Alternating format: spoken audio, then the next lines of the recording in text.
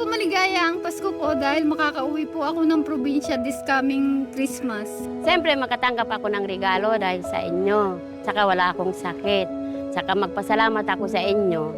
Maraming salamat dahil sa regalo sa akin. Maligayang Pasko ko kasi dumating ang mister ko. Sama-sama kaming magpapasko at bagong taon. Masaya kami kasi kumpleto kami sa pamilya.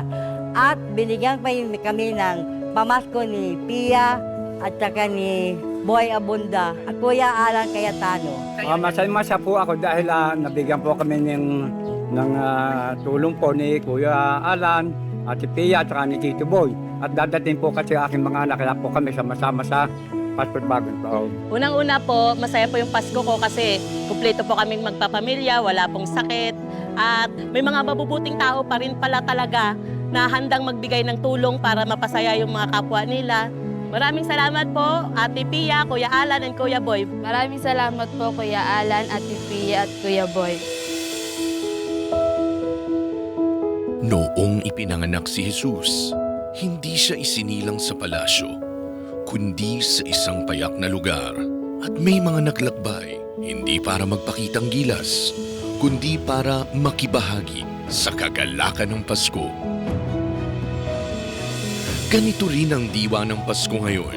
Hindi lang pag-aabot ng handog, kundi ang pagpunta mismo sa mga lugar kung saan mas ramdam ang pangangailangan. Dahil kahit gaano kahirap ang mga pinagtataanan, may munting liwanag na lumalaki dahil sa pagdadamayan. Hatid ng Cayetano in Action with Boy Abunda ang mga gift packs at Noche Buena packages, hindi lang para may maihain sa mesa, kundi makadagdag sa dahilan ng pagdiriwang. Dahil sa sayaman o sa hamon ng buhay, mas nagiging makahulugan ang Pasko kapag alam mong may nakakaalala, may dumating at may nakisalo sa hirap at ginhawa. Ang tunay na diwa ng Pasko ay hindi lang pagbigay, kundi sa pakikibahagi sa pagpapasaya ng bawat pamilya. Mula sa Barangay Lingga, Pila, Laguna, maraming salamat, Kuya Alan, Ate Pia, Tito Boy! Merry Christmas and a Happy New Year! Yay!